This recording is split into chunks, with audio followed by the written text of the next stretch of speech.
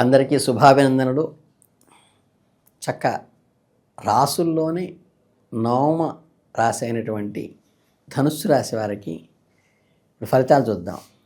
ధనుస్సు రాశి అనగానే మూలా నక్షత్రంలో 1, 2, 3, 4 పాదాలు, పూర్వాషాఢలో 1, 2, 3, 4 పాదాలు, ఉత్తరాషాఢలో ఒక పాదం కలిస్తే ఈ రాశి పరిధిలోకి వస్తారు. ఫిబ్రవరి మాసంలో వీరికి గ్రహస్థితి ఎలా ఉంటుందంటే, రాబోతున్న పరిణామాలకి లోతుగా తెలుసుకుని ఎక్కడా స్కిప్ చేయకుండా ఈ వీడియోని పూర్తిగా చూసి లైక్ చేయండి. ముఖ్యంగా ఫిబ్రవరి మాసాన్ని కనుక గమనిస్తే ధనుస్సు రాశి వారికి ఆరోగ్యము, సామాజిక సంబంధాల విషయంలో ఒక రకమైన హెచ్చరిక కనిపిస్తోంది. అదేంటంటే, రాజకీయ నాయకులతో సంచారము చేస్తారు అని ఫలితం. దీని అర్థం ఏమిటి?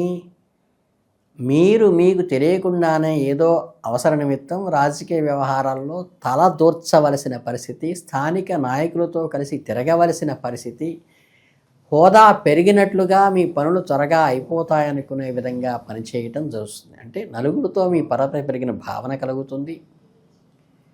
చక్కగా రాజకీయ వ్యవహారాల్లో మీకు శిరోవ్యాధి పెరుగుతుంది. అంటే మైగ్రేన్ హెడేక్ ఉన్న వాళ్ళకైతే ఎక్కువ అవుతుంది, మామూలు వాళ్ళకి కూడా ఒక తలనొప్పిగా ఉంటుంది.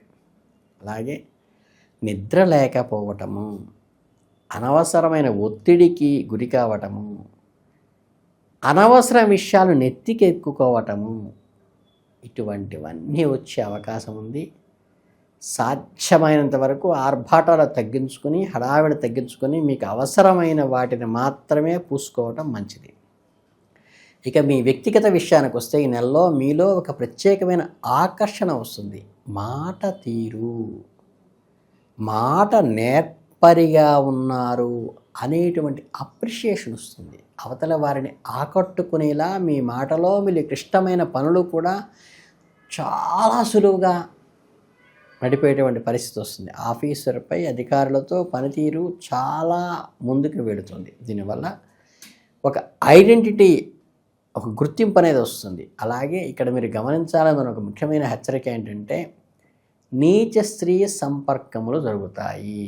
అంటే ఏంటంటే, మనకి అన్నెసరీ అటాచ్మెంట్స్ ఎక్కువ ఏర్పడేటువంటి అవసరం అనేది. వ్యక్తిగతంగా మీకు మీరుగా వాటిని నివారించుకోండి. ఒక చిన్న తప్పు వల్ల, తప్పుడు వ్యక్తులతో స్నేహం వల్ల మీ ఎంటైర్ క్యారెక్టర్ మీద మచ్చపడేటువంటి అవకాశం అది, లేదా లేనిపోని అపవాదులకు మీ మీద పడే అవకాశం ఉన్నది. కాబట్టి మీరు కొంచెం జాగ్రత్తగా సంయమనంతో దాన్ని కాపాడుకోవాలి. ఇకపోతే ప్రయాణంలో ఆకస్మిక ప్రయాణాలు పెరుగుతాయి. ప్లాన్ లేనటువంటి ప్రయాణాలు పెరుగుతాయి. ఉద్యోగరీత్యా, వ్యక్తిగత బంధాల రీత్యా ఇలాంటి ప్రయాణాలు చేసి దానివల్ల ధనం కూడా వ్యయమైపోతుంది. వ్యాపారస్తులకి ఈ సమయంలో అంత అనుకూలంగా ఉండదు. తిరుగుడు ఎక్కువ అవుతుంది, అభివృద్ధి తక్కువ అవుతుంది. అంటే వ్యాపారస్తుల్లో ఇన్కమ్ లేకపోతే నష్టం చవిచూస్తారేమో అనే పరిస్థితి వస్తుంది.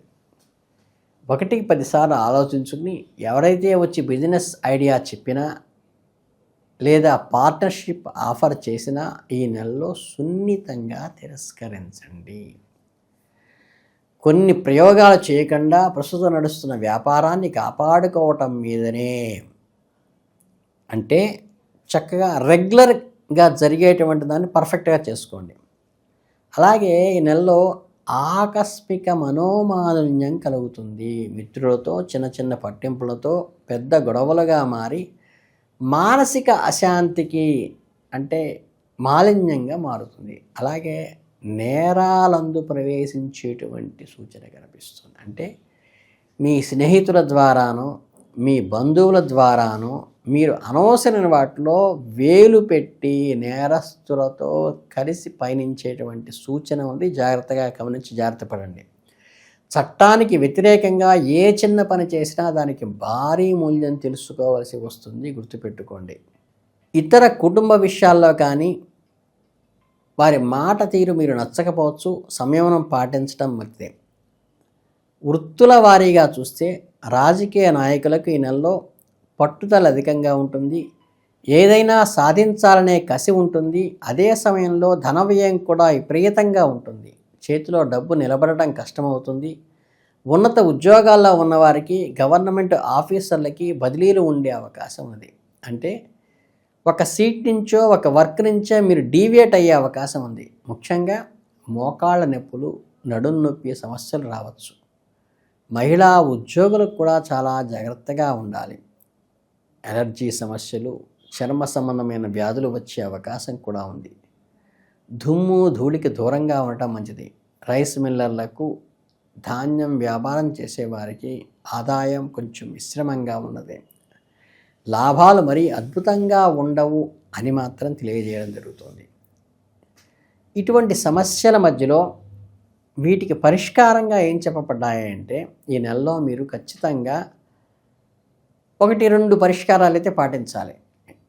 బుధవారం నాడు విఘ్నేశ్వరుడికి అంటే విఘ్ననాయకుడికి సంకష్టమోచన గణపతి పూజ చేయించడం కానీ, లేదా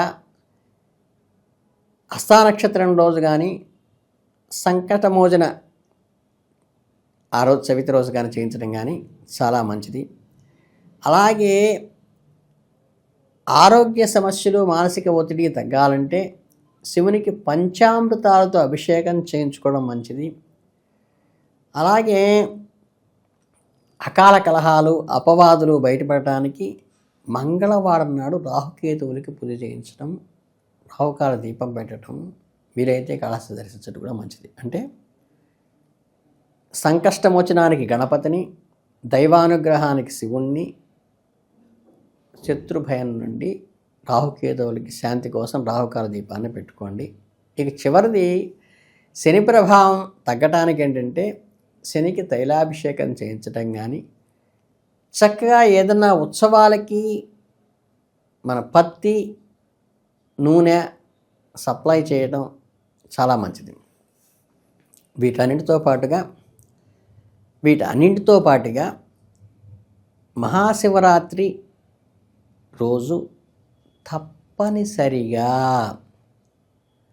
జాగరణ చేయటం చాలా శ్రేష్టము. వీలైతే ఉపవసించి చేయండి. శివునికి మీకు మీరుగా అభిషేకం చేయటానికి ప్రయత్నించండి. దేవాలయంలో వీలు పడకపోతే ఇంటి దగ్గరైనా చేయించుకోండి, లేదా కనీసం చేసుకోండి. ఇక ఈ ధనుస్సు రాశి వారికి చిన్న చిన్న జాగ్రత్తలు ఏంటంటే, దైవారాధన చేయటం వల్ల నెలంతా సాఫీగానే సాగిపోతుంది. అలాగే సర్వజనాలకు సుఖం కలగాలనేటువంటి భావనతో సర్వే జనా సుఖినో భవంతు అనే పద్ధతిలో మీరైతే వ్యక్తిత్వాన్ని నెలలో నిలబెట్టుకుంటే మీకు చాలా సపోర్టివ్గా, మీకు చాలా ఉన్నతంగా నెలవుతుంది. కాబట్టి చక్కగా ఎప్పుడు వదిలిన బాణంలాగా దూసుకుపోయే ధనుస్సు రాశి వారికి కొన్ని చిన్న ఈ రెమెడీస్ చేసుకొని పరిహారాలు చేసుకుంటే మీకు అద్భుతంగా ఈ నెల గడిచిపోతుందని మనస్ఫూర్తిగా కోరుకుంటూ జై హింద్.